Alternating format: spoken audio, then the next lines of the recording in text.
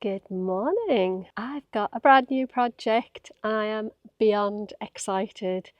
One of the things I've wanted to do for such a long time is to buy a van, just a little one, a little micro van, and convert it into a camper. I actually slept the night in my husband's works van on the drive to see how I would get on with a little micro camper. We've had our bigger van for quite a few months now, and I love camping. Well, I say camping, camper van, camping, not tent camping. And we've just sold our big van. We're waiting for our next big van to arrive, but that's going to be for adventures with my husband, Mark. And we actually have our van channel, which is called The Good Life, which I'll link to below if you're interested in seeing our van life travels. But I've wanted to have my own little micro camper, something small enough that I can take away for the day, but big enough and equipped well enough that I can actually camp in it. And I can't wait to show you. So I've literally just taken ownership of my potential camper van conversion. It's not converted, it's just an empty shell at the moment, but I'm going to have a go at converting it. Now, I'll be absolutely honest, I don't know what I'm doing. I haven't got a clue, but I have watched lots and lots of YouTube videos, so of course I'm an expert. Not. But I'm reckoning it's going to be fun figuring this lot out. So let me take you for a little tour of my future micro camper. So this one for me. Thank you very much. There we go. So this is my new vehicle, and I've called it Dottie. Sorry, there's a vehicle behind me that's just made a delivery. It's a bit loud. Hopefully you can hear me over the top of it. So Dottie is a 2013 Peugeot Partner Tepee. She's currently converted into a wheelchair accessible vehicle, perfect for a camper van conversion, although there's probably quite a bit of work I need to learn how to do. I bought her off a very good friend of mine. Let me tell you the story first. So I've been looking for a little van to convert for a good few months now. I had lunch a couple of weeks ago with a friend of mine who, sadly, her mum passed away last year, and her mum was a wheelchair user. So they had this vehicle for mum, and it's taken her probably a year, along with her brother, to choose to sell the van. She had ideas that she might convert it herself. She does a lot of wild swimming, and she thought that might be a good vehicle to have for her wild swimming. Hello, say hello. That's my granddaughter. She's very excited about getting this van on the road. So yes, she was going to convert it, but it didn't really pan out. So they made the decision to sell it. And it was going to, we were talking about it a couple of weeks ago, and I said I'd be very interested. And then her brother found a buyer, and it all kind of didn't happen.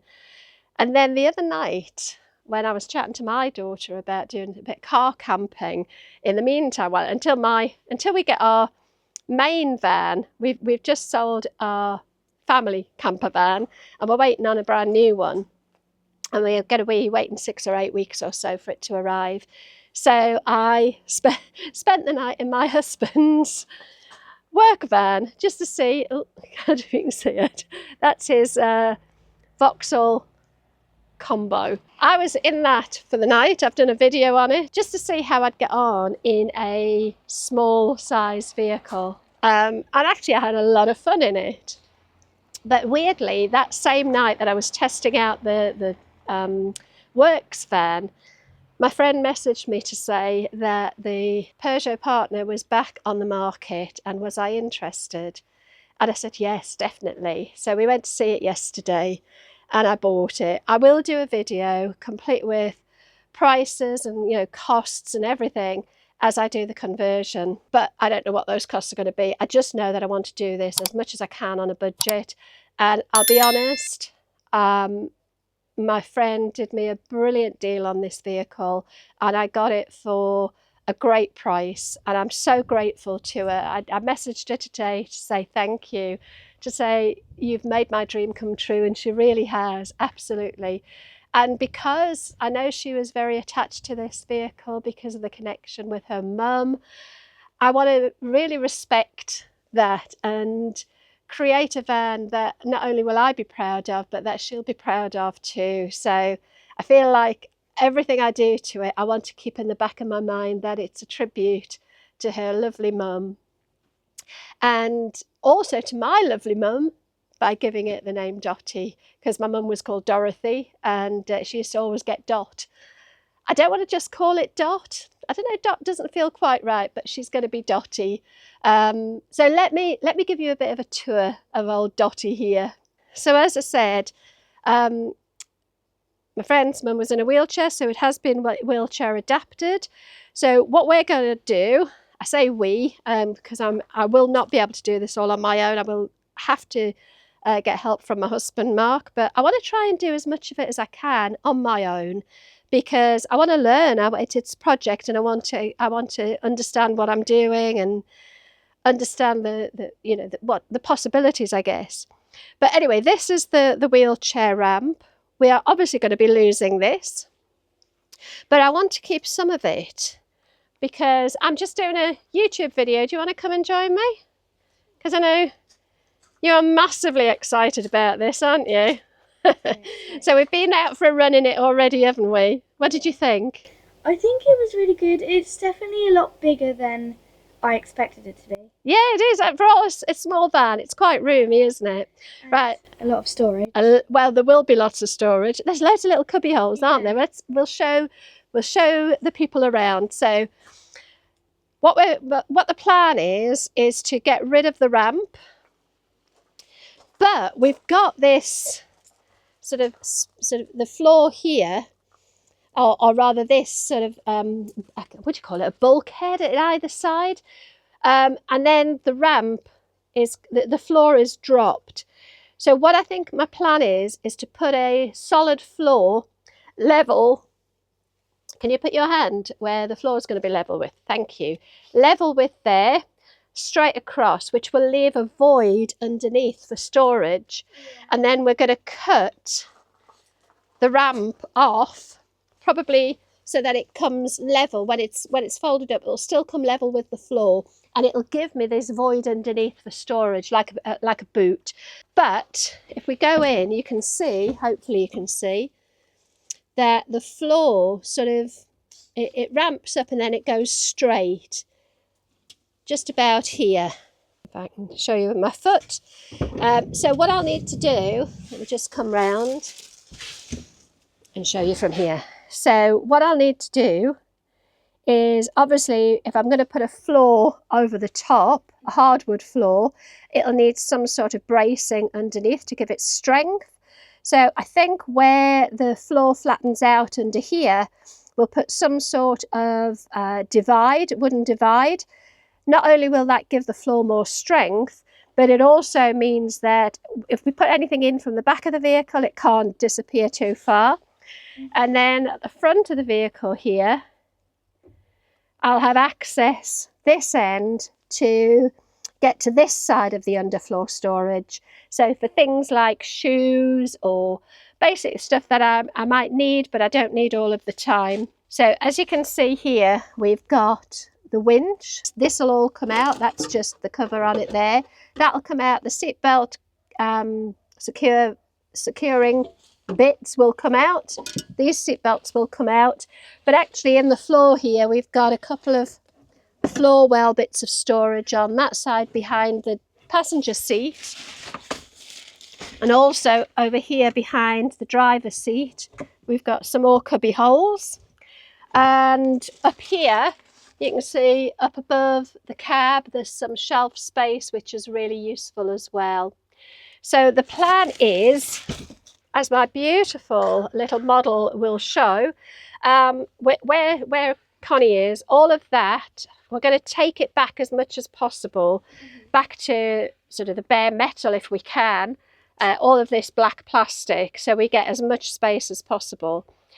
I want to try and keep the build as budget friendly as I can. So I could go and probably pay for bespoke cabinetry made to measure for the van, but it is going to cost a lot of money and I don't want to do that. So my plan is to probably try and use something like Facebook Marketplace or eBay and places like that, car boot sales, charity shops. But I was thinking actually some IKEA Kallax cubes would fit together nicely to make a space there. The aesthetic that I'm going for is kind of country cottage on wheels. So I think if we can get some Kallax units, use baskets instead of drawers, I'll get the aesthetic I want. And in the window up there, it's actually quite recessed, and I imagine having that window blocked off and some sort of insert in there so I can create some shelves. I've got ideas, but they're still brand new, so I may change over time, who knows. I'm not going to have any cooking facilities. I've got a propane gas single burner camping stove, and that will be absolutely fine. It's what I used the other night when I was staying in the van on my own, and I think that'll be absolutely fine.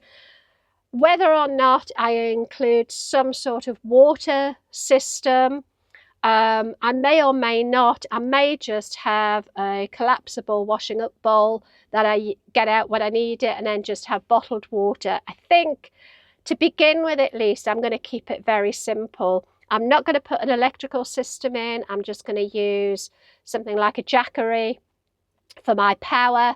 I'll have things like USB lights, twinkly fairy lights, and perhaps some of those sort of push button on off lights that you can get that are battery operated, and I think that will do me absolutely fine. Plan is to put a curtain. Would you like to model where the curtain will go for me? Have I not told you? Oh, I have told you, across the back, haven't I? Yeah, so the curtain will go about here maybe? Yeah, it'll go right across the back to give me privacy. Yep, for purposes of whatever. Privacy. Privacy. And yeah, the curtain will go from about here to here. Yeah, so at night it'll be nice and cosy, and there are some fixing points just along the top here. So if I just show you, just along here, you can see there are some fixing points. So hopefully I won't need to drill into anything. Where the bed is going to go is going to be this side. Let me just move back. So the chair I'm sat on, or have been sat on, that is going to be coming out. We don't need 3 seats. We've got the 2, the passenger and the driver's seat. We don't need the 3rd seat, so I'm going to take that out. And then the bed will be a bench seat right along here that will convert and open out into a single bed. Again, across here I might put some sort of shelf. I'm going to probably get rid of as much of this plastic as I can to give me more space. But again, using the window recess maybe for shelves to keep books, or somewhere to charge my phone and that sort of thing. And the bed will also have under bed storage, so that's where I'll keep my bedding. And yeah, I'm really excited to do this conversion. As I say, I have no idea what I'm doing. I really like how the doors are very accessible with sliding doors. We've got doors on both sides, haven't we? Yeah, so a sliding door and a sliding door, and then these are just normal doors that just open. And then obviously big space for living in. So that is on the passenger side, and of course, as we are in the UK, it's on the left hand side, so curbside. So that will be the door that we access the living space from most. However, because we've got a door access here, this will be behind the bed, so the couch and bed will come to here, so I'll be able to access the underbed storage from this side. And also, as I said earlier, we've got plenty of storage down behind the driver and the passenger seat. And as we look into the cab, I mean, it's a cab is a cab, but we've got things like quite a big space here. We've got a glove box over there. There's loads of cubby holes. There's a cubby hole there and a cubby hole down there. And we've got cup holders in the front. That's really important. The thing, I have some on the side door there. Yeah, we've got loads and loads of space. It's such a well thought through vehicle, to be honest, and I love the overcab storage there. Yeah. So looking at the back, one of the things I really loved about this vehicle is that it's got a tailgate rather than barn doors, because actually now that the tailgate is lifted, if I want to cook outside, or if I want to just, you know, if the weather isn't great but I want to look out at the view, I've got this canopy over the top, like an awning almost. That means I've got a little bit of protection from the elements. I'm thinking for, you know, further down the road, I may think about getting a drive-away awning, just to give me a bit of more external space, but I may not need it. So what I don't want to do, which is my normal problem, is start spending money buying things before I actually know if I need them or not. Thankfully, I've got a lot of things that I bought too much of for our main family van. So, you know, pans, pots, plates, all of that sort of thing. I've already got them, so I don't need to buy any of that for the van. And bizarrely, as I said in another video, when I did the overnight driveway camp out in Mark's van, so for some reason we had this propane gas stove in the loft that I didn't even know we had. So yeah, I'm going to try and work with what I've got. In terms of fabrics, for curtains, for covering the sofa cushions, I want to try and get as creative as I can, use things like curtain materials that I can pick up from charity shops.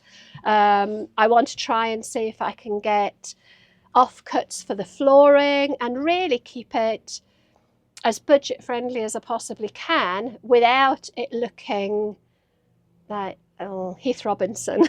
I would like it to still look nice. So I'm going to go for this, as I say, this sort of country style, cottagecore style vibe. Very girly, bit quirky maybe, but lots of natural fabrics, lots of natural materials, so wood, wicker. Quite like the idea of having macrame, hanging baskets and things like that. So very girly. I want it to feel like a home from home, even though it's just a little micro camper. And I think we're going to be having some girly trips, aren't we? What I really like about the sliding doors is that instead of when you open them, they have grips on them so they can stay where you put them. Yes, and our big van, you open the side door and it closes on you, doesn't it? Yep, from here, it would stop anyway. You decide to put it there. I mean, it might not do that if we weren't on the flat. It is very flat. It has got, it's a Horizon model, but they are starting to peel off. So I'm going to probably see if I can get those off. And I might see if I can create a nice little logo, a tribute to Dottie, and put a little logo of some sorts on there. Whether I actually put the name of my YouTube channel on, I don't know. Is that a bit pretentious? Maybe. I don't know. We've got some new hubcaps because although they've got the original Peugeot ones, Mandy did say that that one has been lost. So we have got some more to go on, but that's a, you know, that's a down the road job. We've got the hubcaps there to put on. So yeah, all in all, I think it's just going to be now a case of watching endless YouTube videos, getting endless ideas, keeping a track of everything I'm doing and documenting it. So if this sounds like your sort of thing, that's what this channel is going to be for the next few months. It is going to be me doing out this camper van. I have no DIY skills. I've said this in lots of videos before. I'm not very practical. I've been doing a bit of crafting and I seem to be doing okay, would you say? Yeah. You've been impressed with my crafting ventures? Yeah. And I know this is a big leap from, you know, putting a bit of chalk paint on a shelf. But I think I'm not a stupid person, so hopefully I can figure this lot out and learn along the way. And if it all goes horribly wrong, it won't go horribly wrong. So anyway, I'm going to leave it there. It was just a quick update really to introduce you to Dottie and my little labourer apprentice here, who has no idea at this point just how much work she's going to be made to do. Child labour? Yeah, she loves it. Brilliant. Right, say goodbye to the people. Bye. Talk to you soon. Bye.